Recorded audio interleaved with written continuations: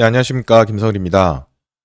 오늘은 질문이 오신 것 중에 제가 답변을 하다가 더 궁금해져가지고 한번 찾아본 내용인데, 저도 굉장히 좀 깜짝 놀랬습니다. 깜짝 놀랬다기보다 제가 잘 모르는 내용이 또 역시나 있더군요. 그래서 또 공부를 해야 된다는 걸 이제 새롭게 느끼게 됐는데, JH님께서 질문을 하셨어요. 그래서 기타 비용까지 합쳐진 TR 비용으로 보면 KB스타가 타이거보다 더 높다.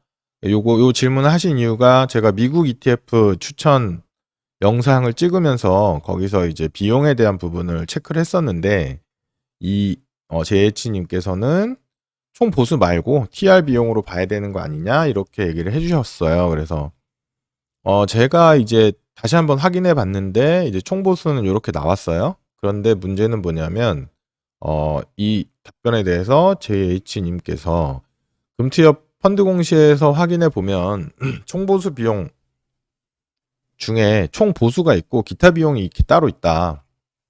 그래서 총 보수 비용이 이렇게 계산돼야 된다. 0.15나 KB스타는 0.678 이런 식으로 계산되어야 하는 게 아닌가라고 질문을 주셔가지고 저도 금투협 자료에서 이걸 본 적은 있는데 그렇게 중요하게 생각을 안 했었어요. 그래서 다시 한번 이제 찾아봤습니다. 이거는 이제 모 ETF의 그 투자 설명서인데 펀드 용어를 보면 여기에 보수라는 게 펀드 가입 후 펀드 운용 및 관리에 대해 고객이 투자 신탁 재산으로 지불하는 비용이다 라고 되어 있어요. 그래서 뭐 이거는 알고 있었어 라고 생각을 했고 그래서 총 비용이라고도 이렇게 명시가 되어 있는데 ETF는 일반적인 펀드와 같이 집합투자업자, 자산운용사죠. 신탁업자, 지정참가회사 등등등의 이제 펀드를 운용관리하기 위해서 보수가 발생한다. 이 사람들이 가져가는 수익금이죠. 당연히 수익이 있어야겠죠. 일을 해주니까. 보수가 발생한다. 그리고 이 펀드에서 부담이 된다라는 거고 펀드에서 부담된다는 건 내가 넣은 돈에서 이 보수가 빠진다는 얘기예요.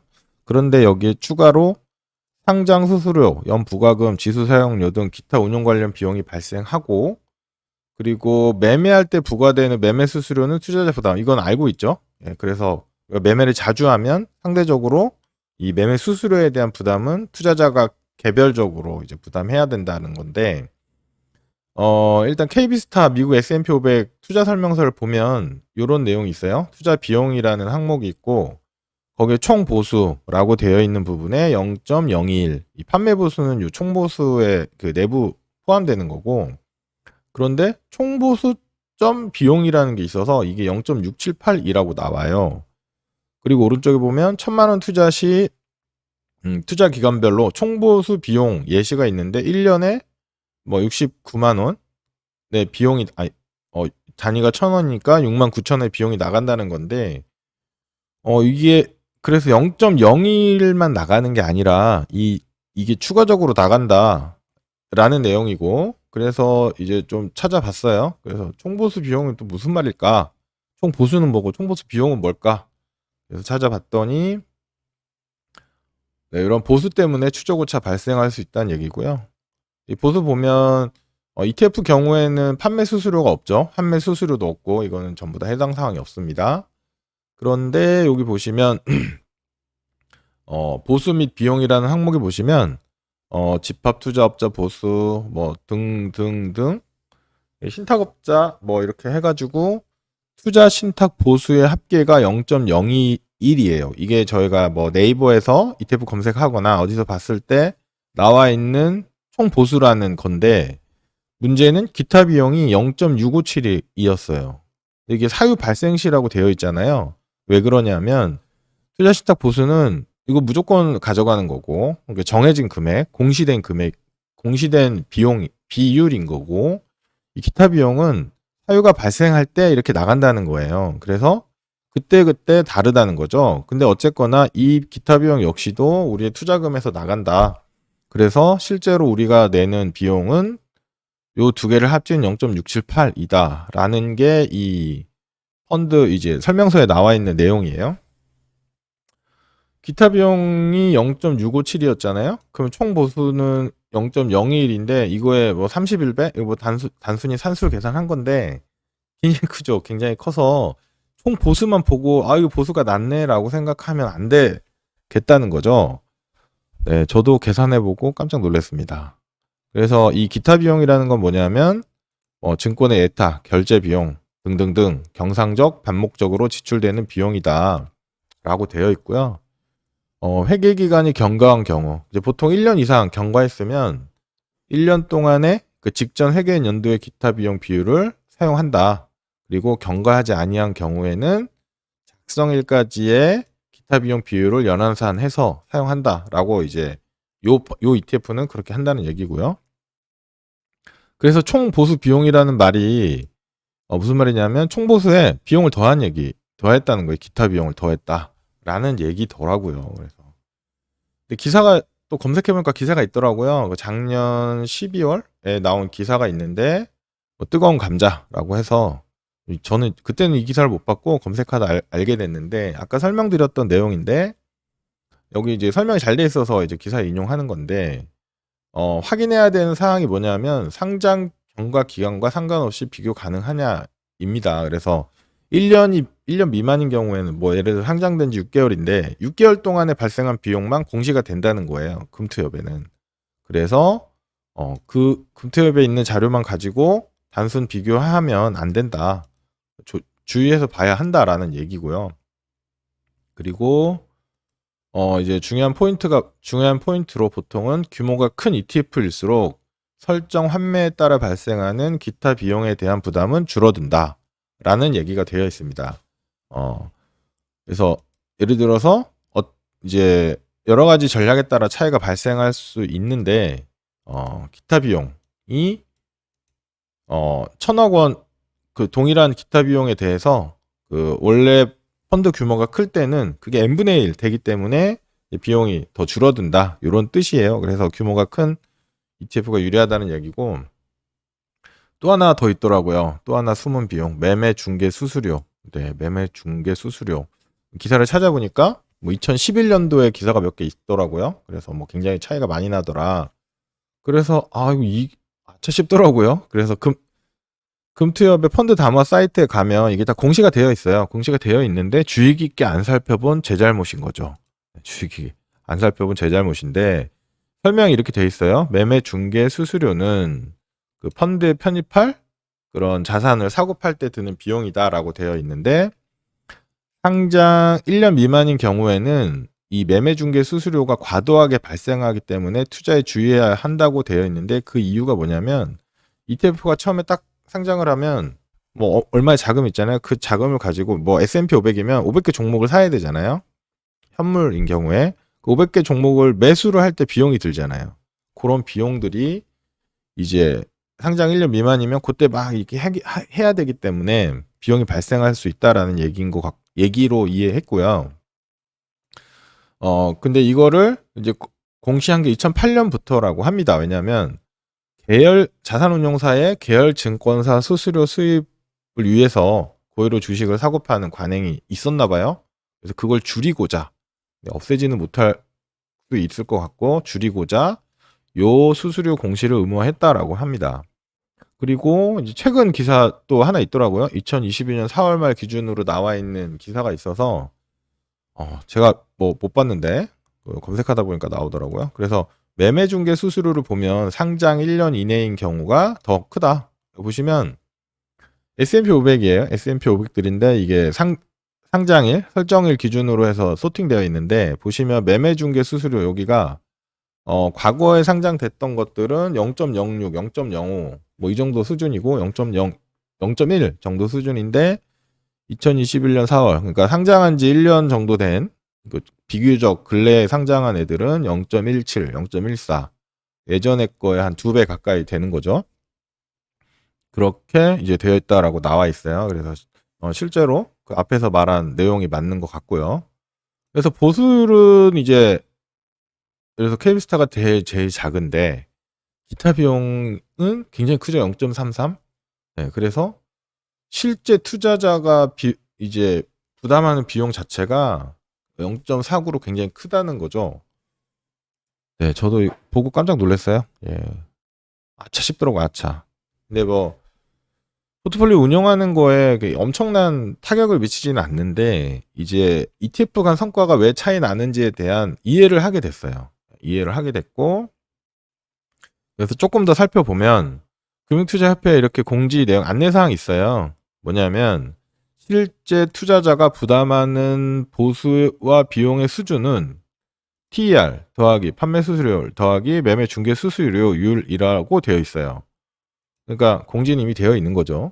제가 신경 덜 쓴 거고 잘 못 쓴 거고 그래서 총보수하고 비용 그러니까 기타 비용으로 나왔던 거고 거기에다가 판매 수수료 매매 중개 수수료를 더해야 된다. 그래서 판매 수수료는 ETF는 0이에요. 그래서 요 D 항목이 더해져야 된다는 거고 네 그렇더라고요. 그래서 이걸 뭐라고 불러야 되나 근데 금투협에서 이제 안내된 자료를 보면 보통 TER 가지고 총 비용률 이렇게 얘기를 해야 되는데 총 비용률 TER이란 항목을 이 두 개만 더해서 쓰고 있어가지고 용어가 중복될 것 같아요. 그래서 총보수, 총비용 뭐 이렇게 좀 헷갈린데 실제로는 요 네 가지 항목이 다 해당된다고 나와 있잖아요. 그래서 어떻게 불러야 될지 고민하다가 일단 ABCD 총비용이라고 썼어요. 그러니까 보수라는 건 이 운용사나 뭐 신탁업자들이 가져가는 돈이고 비용이라는 건 그냥 써지는 돈이에요. 그 신탁업자나 운용사가 가져가는 게 아니라 그냥 써지는 돈. 근데 어쨌거나 보수든 비용이든 이제 투자자 입장에서는 개인 입장에서는 다 비용이잖아요. 나가는 돈이니까 총 비용이라고 하고 총 비용이 여기저기서 뭐 헷갈릴 수 있으니까 그냥 ABCD 합쳤다. ABCD 총 비용 이렇게 해서 한번 계산해 봤어요. 네, S&P 500을 보면 이제 시가총액 기준이나 이제 거래대금 기준으로는 타이거가 가장 많고요. 그리고 그 순서대로 이렇게 적었습니다. 여기 보수를 보면 뭐 운용, 판매, 수탁, 사무관리 이 네 가지를 합쳐서 총보수를 계산해요. 총보수를 계산하고 이게 0.07, 그다음 KB스타가 0.01 가장 낮죠. 가장 낮다 이렇게 나오는데 중요한 건 기타 비용 B가 있는데 요게 0.07인데 KB스타는 0.29 3배 이상 많은 거죠, 비용이. 보수는 낮은데 비용은 훨씬 더 크죠. 그래서 이 두 개를 합친 TER은 0.14, 0.31 두 배 이상 차이 나죠. 판매 수수료는 없고요. ETF라서 매매 중개 수수료율 D 항목이 보면 이제 0.1, 0.05, 0.15 이렇게 나오죠. 이게 상장된 지 얼마 안 된 경우들이 더 비싼, 더 많이 드는 그런 그 예시가 나오게 되는 거고 그래서 ABC 총비용 이걸 다 더한 거예요. 총비용은 0.24, 0.2 여기 0.46 그래서 KB스타하고 예를 들어서 타이거하고 운용 실력이 똑같다고 했을 때도 이 비용 때문에 0.2, 0.2% 이상의 수익률 차이는 날 수 있다 라고 볼 수 있는 거죠. 실제로 최근 1년 수익률을 보면 얘가 1.21%, 얘가 0.85%. 그래서 실제 0.36%의 차이가 났어요. 그래서 비용 차이가 이제 반영될 수 있겠다라는 생각이 들고, 그리고 코덱스 TR 같은 경우에도 비용이 0.31로 타이거 대비 0.07%가 더 비용이 많죠. 그래서 실제 수익률이 코덱스가 타이거보다 0.11 낮아요. 결국 이제 비용이 어느 정도 수익에 반영된 게 아닌가라고 추정할 수 있고 그리고 킨덱스를 좀 새롭게 발견한 것 같아요. 크게 신경 쓰지 않았던 브랜드인 것 같긴 한데 보니까 일단은 시가총액이 두 번째예요. 타이거 대비해서 뭐 3분의 1밖에 안 되긴 하지만 거래량은 뭐 4분의 1 정도긴 하지만 뭐 작진 않죠. 뭐 5천억 정도 있으니까. 그리고 여기 비용이 작아요. ABC 총비용 보면 0.20으로 타이거보다 더 작죠. 그래서 그런지 일단은 최근 1년 수익률이 킨덱스가 더 좋습니다. 0.26% 더 좋고 그 다음에 2020년 8월 이후로는 0.32% 더 좋아요. 그래서 킨덱스가 운용을 잘하나? 비용 관리를 잘하나? 뭐 이런 생각이 들더라고요. 비용 역시도 운용의 이제 결과이기 때문에 그런 차이가 있는 것 같다. 그래서 킨덱스한테 관심이 좀 많이 생겼어요. 요거는 이제 킨덱스하고 타이거하고 연 단위로 비교를 한 건데 뭐 2020년에 킨덱스가 0.1% 앞섰고 2021년은 비슷했고 2022년에는 상반기까지 킨덱스가 0.2% 앞섰다. 이렇게 볼 수 있을 것 같습니다. 그래서 타이거냐 킨덱스냐, 사실은 코덱스나 KB스타 같은 경우에는 좀 더 지나봐야 될 것 같아요. 그리고 이 비용률도 다시 계산해 봐야 될 것 같고, 상장한 지 얼마 안 됐을 때 기간을 빼서 분석을 하는 게 더 맞을 것 같고, 그거는 로직을 좀 더 고민해 볼 생각입니다. 어쨌거나 현재까지 분석한 바로는 타이거나 킨덱스 중에서 이제 거래대금이나 시가총액은 타이거가 우수합니다.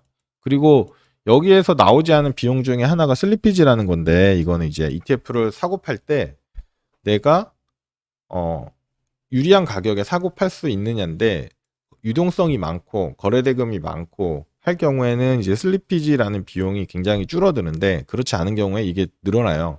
그래서 이거는 계산되기 어렵거든요. 실제 매매할 때 발생하는 거라서. 그래서 이제 그것까지 포함했을 때는 타이거가 좀 더 좋다. 근데 ABCD 총비용은 킨덱스가 우수하다. 이렇게 나오고, 수익률도 킨덱스가 우수하고, 운용 능력, 그러니까 비용 자체도 운용 능력이라고 보면 킨덱스가 괜찮아 보이는데? 라는 생각이 좀 들긴 해요. 근데 저희는 리치고에서는 타이거 거를 선정했죠. 현재 시가총액도 가장 많고 하기 때문에. 근데 이거는 지속적으로 저희가 이제 모니터링 하면서, 모니터링하는 그 이제 요소 중에 하나로 이걸 좀 추가를 하려고 해요. ABC 총비용. 네, 이거를 좀 추가를 해서 같이 좀 볼 생각이고요. 그래서 그 추이 같은 것도 분석을 해서, 뭐 예를 들어서 저희가 뭐 하반기에는 이 ETF를 교체할 수도 있겠죠. 타이거 대신 킨덱스로 충분히 교체할 가능성이 없지 않습니다. 그래서 굉장히 덕분에 SH님 덕분에 굉장히 좋은 분석하게 된 것 같고, 나스닥 한번 비교해 보면 4개가 있는데, 뭐 시가총액은 타이거가 뭐 2조 2천억 2조죠. 2조고 2010년에 나왔어요. 일찌감치 때 나가지고 킨덱스 뭐 코덱스 뭐 이런 순으로 되어 있고, 코덱스랑 KB스타는 이제 나온 지가 가장 늦죠. 그래서 여기가 늦는데, 비용을 보시면 ABCD 총비용 기준으로 0.16, 0.2, 여기도 킨덱스가 비용이 더 낮아요. 아까 S&P 500이랑 좀 비슷한 모양새인데, 코덱스 뭐 이렇게 KB스타 이렇게 나오고 있고요. 출시가 가장 늦은 코덱스 TR이 2021년에 나왔잖아요. 그래서 매매 중개 수수료율이 비싸죠. 많이 들었죠. 많이 들었던 것 같아요. 그래서 성과 한번 보면 이제 21년 4월부터, 그러니까 1년 3개월 정도의 기간인데 킨덱스가 가장 좋아요. 킨덱스가 가장 성과가 좋고, 그리고 코덱스는 이제 TR인데도 불구하고 성과가 조금 떨어지죠. 네, 조금 떨어지는 모습을 보입니다. 그래서 추천 ETF는 이제 ABCD 총비용 관점에서는 킨덱스가 우수하다. 네, 코덱스는 돈이 많이 들었다. 그래서 최근 상장했기 때문에 그런 것 같다. 미래에는 낮아질 가능성이 충분히 있다. 왜냐하면 이제 초기에 다 매수하고 이제 운용할 때는 이제 뭐 비슷할 거라고 이제 예상해 볼 수 있으니까 거래대금이나 시가총액은 타이거가 우수하고 수익률은 킨덱스가 우수하다. 그래서 이것도 충분히 참고해 볼 만할 것 같아요. 그래서 킨덱스 시가총액이 3,800억이라 작진 않아서 한번 좀 지켜볼 만한, 브랜드가 좀 약하긴 하죠. 근데 이제 브랜드를 아예 무시할 수는 없지만 브랜드가 다는 아니죠. 예를 들어서 코덱스가 삼성이고 나는 삼성 핸드폰을 쓰니까 삼성이 좋다. 그래서 이걸 선택할 수도 있지만 처음부터 이걸 선택했다면 성과는 조금 안 좋았을 수 있어요. 미래는 어떻게 될지 모르겠지만, 아무튼 오늘 그 질문 남겨주신 분 덕분에 저도 이렇게 좀 새롭게 공부했고, 저도 미처 간과하고 있었던 내용을 알게 돼서 저희가 이제 ETF 분석하거나 할 때 많이 잘 활용할 수 있을 것 같습니다. 감사합니다.